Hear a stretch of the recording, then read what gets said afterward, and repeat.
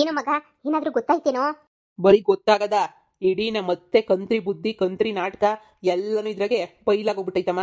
ನೀನು ಒಂದ್ಸಲ ಚೆನ್ನಾಗಿ ನೋಡು. ಹೇಳ್ತಿದ್ದಲ್ಲ, ಅಯ್ಯೋ ನಿಮ್ಮ ಮತ್ತೆ ಒಳ್ಳೆಯವಳು ಕಣೋ, ಒಂದಿನಕ್ಕೂ ಆಸ್ತಿ ಪಾಸ್ತಿ ಬೇಕು ಅಂತ ಕೇಳ್ದೋಳಲ್ಲ ಮಾಡ್ದೋಳಲ್ಲ, ಅಷ್ಟು ಒಳ್ಳೆಯವಳು ಕಣ್ಮಗ, ಹಂಗೆ ಹಿಂಗೆ ಅಂತ ಹೇಳ್ತಾ ಇದ್ದಲ್ಲಮ್ಮ. ನೋಡು ಅತ್ತೆ ಯಾಕೆ ಇಷ್ಟು ದಿನ ಅಪ್ಪನ ಹತ್ರ ಮನೆ ಕಟ್ಟಿಸ್ಕೊಡು ದುಡ್ಡು ಕೊಡು ಅಂತ ಯಾಕೆ ಕೇಳಿಲ್ಲ, ಏನು ಎತ್ತ ಅಂತ ಹೇಳ್ಬಿಟ್ಟು ಎಲ್ಲನೂ ಇದ್ರಾಗೆ ರೆಕಾರ್ಡ್ ಆಗೈತೆ. ನನಗಂತೂ ನೋಡಿ ಅಪ್ಪಂಗೆ ಯಾವಾಗ ತೋರಿಸ್ತೀನೋ ಅಂತ ಹೇಳ್ಬಿಟ್ಟು ಕಾಯ್ತಾ ಇದ್ದೀನಿ. ಅಪ್ಪ ಬರಲಿ ಆಫೀಸಿಂದ, ತೋರಿಸ್ತೀನಿ ಆಮೇಲೆ. ಅಮ್ಮ, ಇಂಥ ದೊಡ್ಡ ನಾಟಕದ ಫ್ಯಾಮಿಲಿಗೆ ನನ್ನನ್ನು ಗಂಟು ಹಾಕ್ಬಿಟ್ರಿ ಅಲ್ವಾ? ತಗ ಲ್ಯಾಪ್ಟಾಪ್ ತಗೊಂಡು ರೂಮಾಗ ಕೂತ್ಕೊಂಡು ಆರಾಮಾಗಿ ನೋಡೋಗು.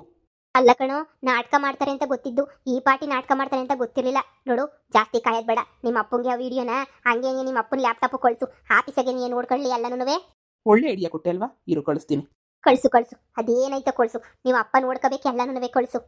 ಕಳಮ್ಮ, ಎಲ್ಲ ಮೇಲ್ ಮಾಡ್ತೀನಿ. ಅಪ್ಪಂಗೆ ಫೋನ್ ಹಾಕಿ ಮೇಲ್ ಚೆಕ್ ಮಾಡು ಅಂತ ಹೇಳು. ಹಲೋ ರೀ, ನಿಮ್ಮ ಮಗ ಅದೇನೋ ಕಳ್ಸೋನಂತೆ ಮೇಲಾಗೆ, ನೋಡ್ಬೇಕಂತೆ. ನಿಮ್ಮ ಮಗ ನೀನೇ ಹೇಳಿದ್ದು. ನೋಡ್ಬೇಕಂತೆ ನೋಡಿ. ಮಗ, ನೀನು ಎಷ್ಟೋ ವರ್ಷ ಆಯ್ತು ನೀನು ಖುಷಿಯಾಗಿರೋದು ನೋಡಿ. ಇವಾಗ ಖುಷಿಯಾಗಿರೋದು ನೋಡಿ ನನಗಂತೂ ಪೂರ್ತಿ ಖುಷಿ ಆಗ್ತೈತೆ. ಏನಿತ್ತು ಅಂಥದ್ದು? ಯಾಕಂತೆ ಇಷ್ಟು ದಿನ ಎಲ್ಲನೂ ಅಯ್ಯಮ್ಮ ಮನೆ ಕಟ್ಟಿಸ್ಕೊಡಿ ಅದು ಇದು ಅಂತ ಕೇಳಿಲ್ವಂತೆ? ಚಿಕ್ಕದೆಲ್ಲ ಹೊಡಿದ್ರೆ ಚೆನ್ನಾಗಿಲ್ವಂತೆ, ಒಂದೇ ಸಲ ಹೊಡೆದ್ರೆ ದೊಡ್ಡದು ಹೊಡಿಬೇಕಂತೆ. ಅದೇನೇ ಅಯ್ಯಮ್ಮನ ದೊಡ್ಡ ಪ್ಲಾನು, ಗೊತ್ತಾಯ್ತಾ?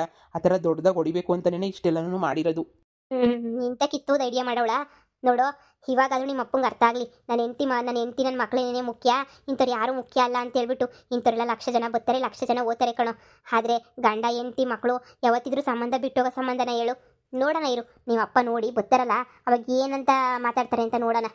ಹಾಯ್ ಮಗ, ನೀನು ಇಷ್ಟೊಂದು ಖುಷಿಯಾಗಿದೆಯಾ?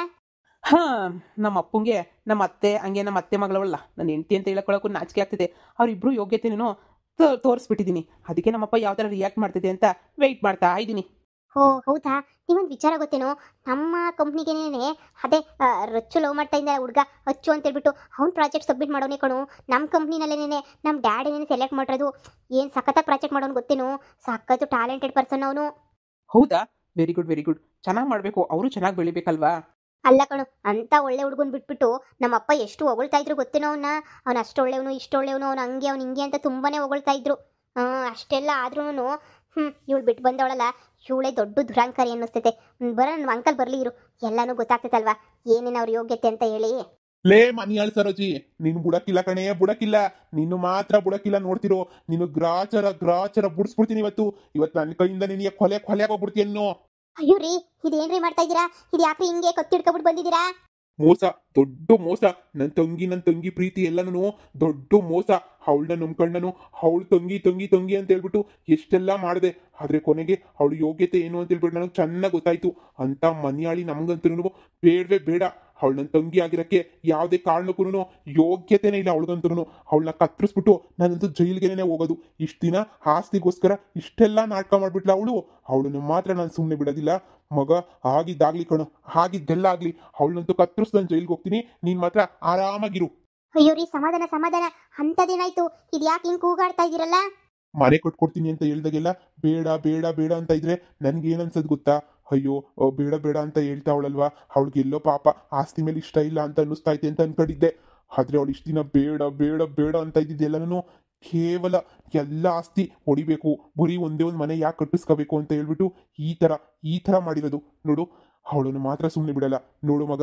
ಆಸ್ತಿ ಇನ್ನೂ ಅವಳ ಹೆಸರುಗೆ ನಯಾ ಪೈಸೆ ಆಸ್ತಿನೂ ಬರ್ದಿಲ್ಲ, ನಾನು ಬರೆಯೋದು ಇಲ್ಲ. ಎಲ್ಲ ಪೇಪರ್ ರೆಡಿ ಆಗೈತೆ. ಆದರೆ ಯಾಕೋ ಸೈನ್ ಹಾಕ್ಸ್ಬೇಕು ಅಂತ ಅಂದಾಗೆಲ್ಲನೂ ಏನಾದರೂ ಒಂದೊಂದು ಕೆಟ್ಟದಾಗ್ತಾ ಇತ್ತು. ಅದಕ್ಕೆ ಸೈನ್ ಹಾಕ್ತಿದ್ದಂಗೆ ಸುಮ್ಮನೆ ಇದ್ದೀನಿ. ನೋಡು ಮಗ, ಇಡೀ ನನ್ನ ಆಸ್ತಿ ಪಾಸ್ತಿ ಎಲ್ಲ ನಿನಗೆ ಸೇರಿದ್ದೇನೆ. ಎಲ್ಲ ನೀನೇ ಇಟ್ಕೊಬಿಡು. ಈಗಲೇ ಎಲ್ಲ ನಿನ್ನ ಹೆಸರು ಬರ್ದು ಕೊಟ್ಬಿಡ್ತೀನಿ, ಆರಾಮಾಗಿದ್ಬಿಡು. ಅವಳ ಹೆಸರುಗೆ ಒಂದು ಎಂಜಲು ಕಾಸು ಹಾಕೋದಿಲ್ಲ ನಾನು. ನೋಡ್ತಾ ಇರು, ನಿನಗೆ ಯಾವ ಹುಡುಗಿ ಇಷ್ಟನೋ ಆ ಹುಡುಗಿನೇ ಮದುವೆ ಮಾಡ್ಕೊಂಡು ಸುಖವಾಗಿರೋಗೋ. ಇಂಥ ನಾಟಕದ ಮಾತುಗಳಿಗೆ ಬೆರಗಾಗ್ಬಿಟ್ಟು ನಾನಂತೂ ಹಾಳಾಗೋಗ್ಬಿಟ್ಟೆ. ನೀನಾದ್ರೆ ಬುದ್ಧಿವಂತ, ಅವ್ರ ಯೋಗ್ಯತೆ ಎಲ್ಲ ತುಂಬಾ ಚೆನ್ನಾಗಿ ಕಂಡಿಡ್ತಿದ್ಯಾ. ನನ್ನಂತ ದಡ್ಡ ಬಡ್ಡೆತ್ತದ ಇರ್ಬೇಕಲ್ಲ ಎಲ್ಲನೂ. ಎಲ್ಲ ಗೊತ್ತಾಗೈತೆ. ಇವತ್ತು ಅವಳು ಕೊಲೆ ಮಾಡ್ಬಿಡ್ತೀನಿ ನಾನು. ಕೊಲೆ ಹಾಗೆ ಆಗ್ತೈತಿ, ಇವತ್ತು ಇಬ್ರದ್ದು ಕೊಲೆ ಮಾಡ್ತೀನಿ, ನೋಡ್ತಾ ಇರು. ಅಯ್ಯೋ ಅಪ್ಪ, ಸಮಾಧಾನ ಮಾಡ್ಕೊಳ್ಳಿ. ನೀವು ಕೊಲೆ ಮಾಡಿ ಜೈಲ್ಗೆ ಹೋದ್ರೆ ನಿಮ್ಗೇನು ಬಂತು ಲಾಭ? ಅವ್ರಿಗೆ ಒಂದು ಗತಿ ಕಾಣಿಸ್ಬೇಕು ನೋಡಿ. ಸಾಯಿಸಿದ್ರೇನೆ ಅವ್ರ ಕರ್ಮ ಎಲ್ಲ ಅಲ್ಲೇ ಮುಗ್ದೋಗ್ಬಿಡ್ತೈತೆ. ಕಷ್ಟ ಗೊತ್ತೇ ಆಗಲ್ಲಪ್ಪ ಸಾಯಿಸ್ಬಿಟ್ರೆ.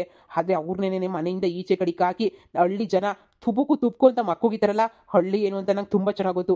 ಹಳ್ಳಿ ಜನ ಎಲ್ಲ ಉಗಿತಾ ಇದ್ರೆ ಕ್ಯಾಕುರ್ಸಿ, ಆವಾಗ ಅವರು ಬುದ್ಧಿ ಬರ್ತೈತೆ. ಅಲ್ಲಿ ತನಕ ಬುದ್ಧಿ ಬರಲ್ಲ.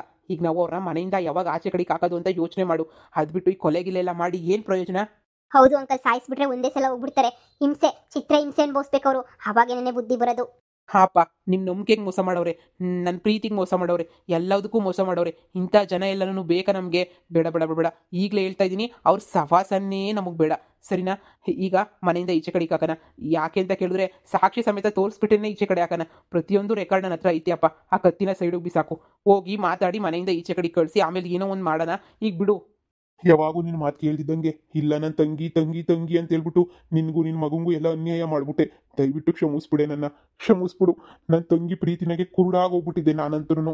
ಅವಳು ನನ್ನ ಅಷ್ಟೊಂದು ನಂಬಿಸ್ಬಿಟ್ಟಿದ್ಲು.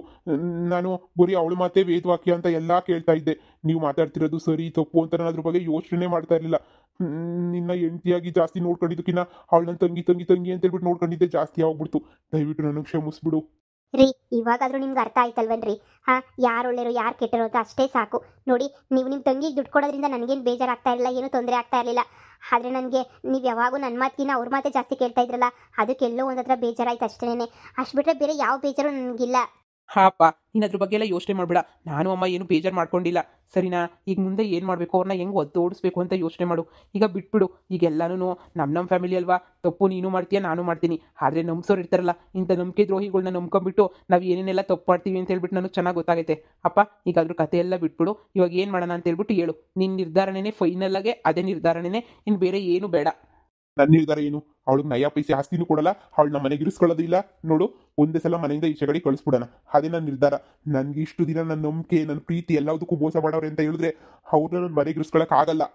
ಅಂಕಲ್, ಸರಿಯಾಗಿ ಹೇಳಿದ್ರಿ ನೋಡಿ ಅಂಕಲ್. ಇವಾಗ ಒಬ್ದೆ. ನಿಮ್ಮ ನ್ಯಾಯ ಅಂದ್ರೆ ನ್ಯಾಯ, ನಿಮ್ಮ ನ್ಯಾಯ ಬಿಡಿ ಅಂಕಲ್. ಒಬ್ಬಿಟ್ಟೆ ಅಂತ ಮನೆಯಲ್ಲಿಂದ ಇರಿಸ್ಕೊಳಕ್ಕಂತೂ ಹೋಗ್ಬೇಡಿ. ಅವಳು ಏನು ಅಂತ ನಂಗೆ ತುಂಬ ಚೆನ್ನಾಗಿ ಗೊತ್ತು.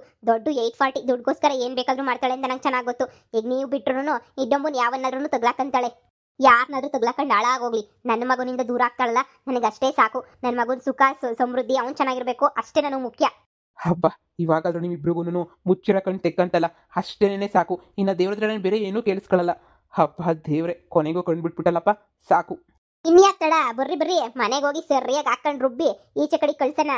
ನೋಡು, ಅಷ್ಟೊಂದು ಓವರ್ ಆಕ್ಟಿಂಗ್ ಮಾಡ್ಬಿಟ್ಟು ಈಚೆ ಕಡೆ ಕಳ್ಸೋ ಅವಶ್ಯಕತೆ ಇಲ್ಲ. ಒಂದೇ ಸಲ ಮಾತಾಡ್ಬಿಟ್ಟು ಈ ಮನೆಗೆ ಇರಬೇಡಿ, ಬಿಟ್ಟೋಗಿ ಅಂತ ಹೇಳ್ಬಿಟ್ಟು ಏನಾದರೂ ಒಂದು ಸಮಾಧಾನವಾಗಿ ಹೇಳೋಣ. ಸುಮ್ಮನೆ ಅರ್ಚಾಡಿ ಕಿರ್ಚಾಡಿ ನಮ್ಮ ಮರ್ಯಾದೆ ನಾವೇ ಯಾಕೆ ಕಳ್ಕೋಬೇಕು? ಅಕ್ಕಪಕ್ಕದ ಮನೆಯವ್ರು ನೋಡಿದ್ರೆ ಏನು ಅನ್ಕೊಳ್ಳಲ್ಲ. ಮಗ, ನೀನೇನು ತಲೆ ಕೆಡಿಸ್ಕೋಬೇಡ. ನಾನು ಏನು ಮಾಡಬೇಕು ಅಂತ ನಿಮ್ಮ ಅಪ್ಪನ ಹತ್ರ ಯೋಚನೆ ಮಾಡಿಬಿಟ್ಟು ನಾನು ನಿಮ್ಮ ಅಪ್ಪ ಕೂತ್ಕೊಂಡು ಡಿಸೈಡ್ ಮಾಡ್ತೀವಿ. ಅಲ್ಲಿ ತನಕ ಸುಮ್ಮನೆ ಇರು. ನೀವು ಬರ್ರಿ, ಒಂದು ಲೋಟ ಕಾಫಿ ಗಿಫಿ ಕುಡಿದು ಸುಧಾರಿಸ್ಕೊಂಡು ಆಮೇಲೆ ಏನು ಮಾಡಬೇಕು ಅಂತ ಯೋಚನೆ ಮಾಡೋಣ. ನಡೀರಿ. ನನ್ನ ತಂಗಿ ಮೋಸ ಮಾಡ್ಬಿಟ್ಲು ನನಗೆ.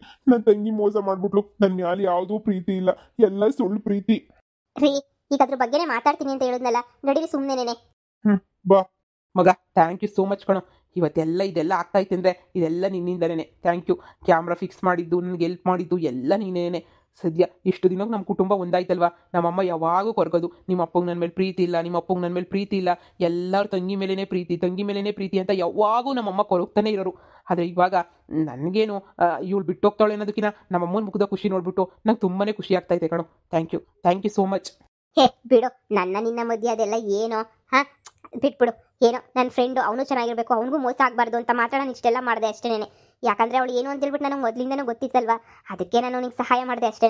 ಬಿಟ್ಟಾಕು, ಅದ್ರ ಬಗ್ಗೆ ಏನು ಯೋಚನೆ ಮಾಡಬೇಡ. ನಿನ್ನ ಲವ್ವರು ಚುಂಗಿ ಅಂತ ಅಮೇರಿಕಕ್ಕೆ ಹೋಗಿಲ್ಲಪ್ಪ, ಅವಳು ಬೆಂಗಳೂರಿಗೆ ಅವಳೆ. ಮೊದಲು ಹೋಗ್ಬಿಟ್ಟು ಅವಳನ್ನ ಮೀಟ್ ಮಾಡಿ ಮಾತಾಡಿ ಏನೋ ಒಂದು ಡಿಸಿಷನ್ ತಗೊಳ್ಳಿ.